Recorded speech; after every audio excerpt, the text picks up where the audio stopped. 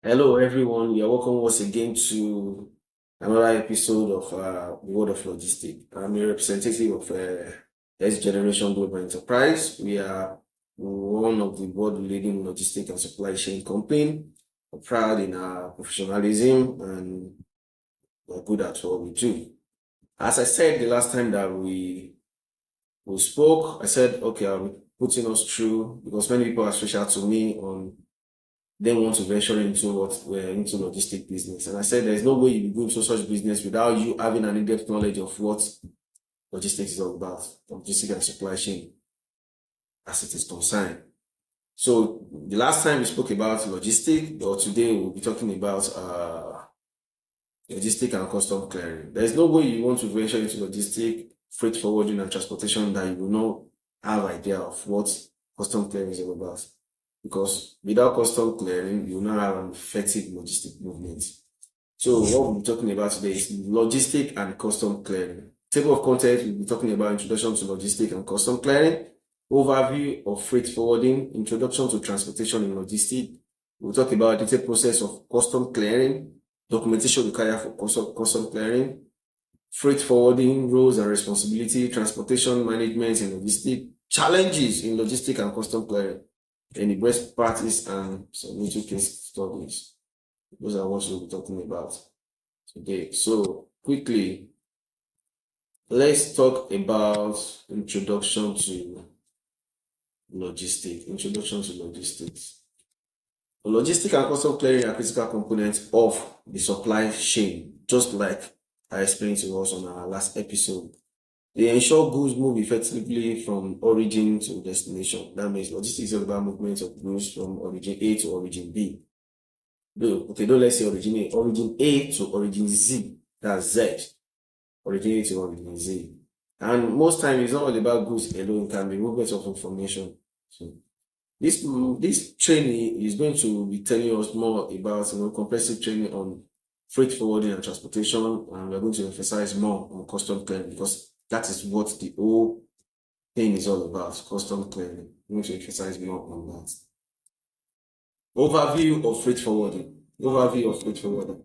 Freight forwarding involves the coordination and shipment of goods from one place to another. There are various modes of transportation. We talk about logistics is movement of, goods from one medium to another efficiently. And I also said that it's not only goods that you move when it comes to logistics, it might be in the movement of information. So when you're talking about freight forwarding, it involves the coordination and shipment of goods from one place to another via various modes of transportation. Freight forwarder manage the logistic documentation and legalities to ensure a smooth process. Freight forwarder are like a broker. They act as an intermediary between the owner, the sender, and the receiver. Freight forwarder stand as an intermediary between the sender and the receiver. They manage the logistic documentation and every legalities to ensure smooth process. What are the key functions of a freight forwarding? Key function of a freight forwarding is planning and executing cargo transportation.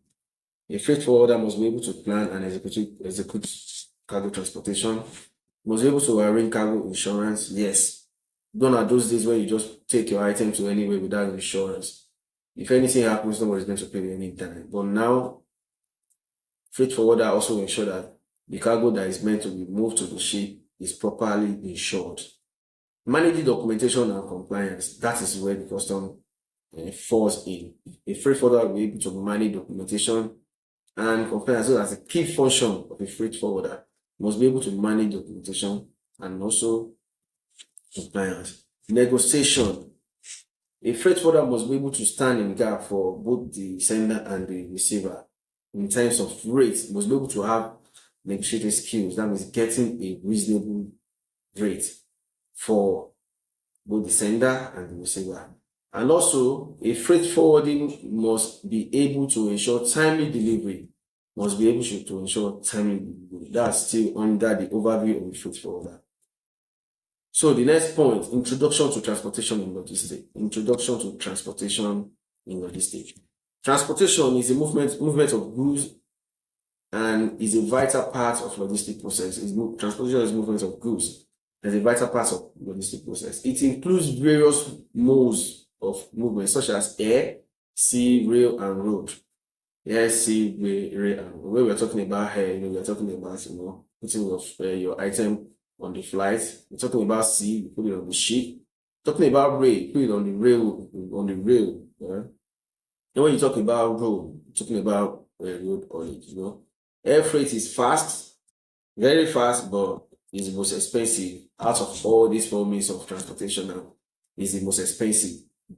Sea freight, of course, is slow but very cost effective. I advise people to use sea freight when you're about to move large movements, large shipments. Sea freight is what is okay for that because it's cost effective. Rail freight is suitable for heavy goods over long distance. In most countries in Europe, rail freight is very, very effective. Not like in Africa, but when you talk about Europe, rail freight is also very, very effective.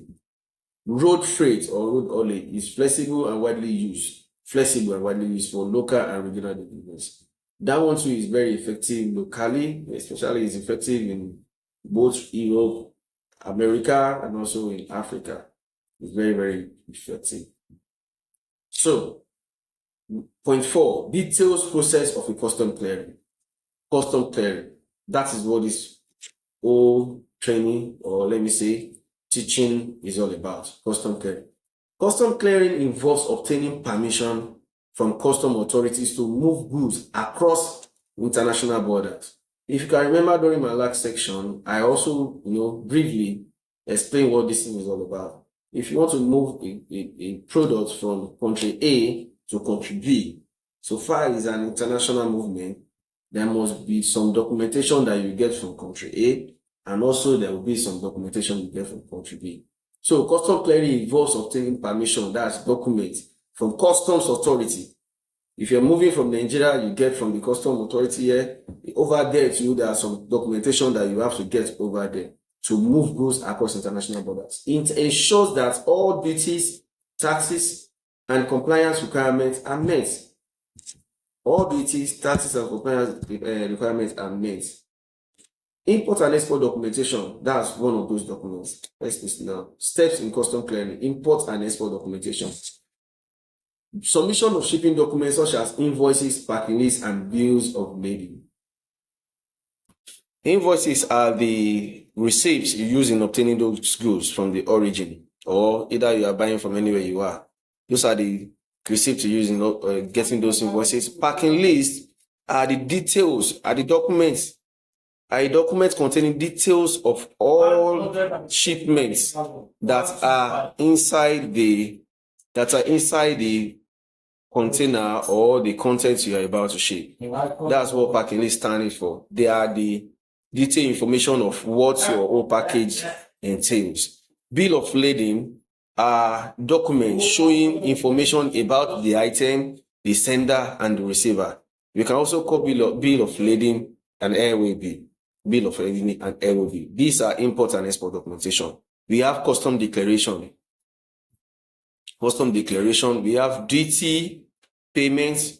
Duty payment is the calculation of duties and taxes from either the origin country or the destination country.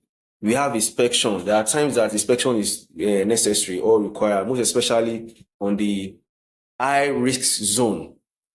High risk zone, inspection is necessary, is even mandatory in some countries.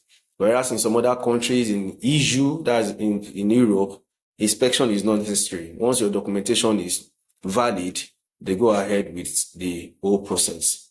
You also have release documents. Release documents, that's the clearance of goods for transportation to the final destination. The clearance of goods for transportation to the final destination.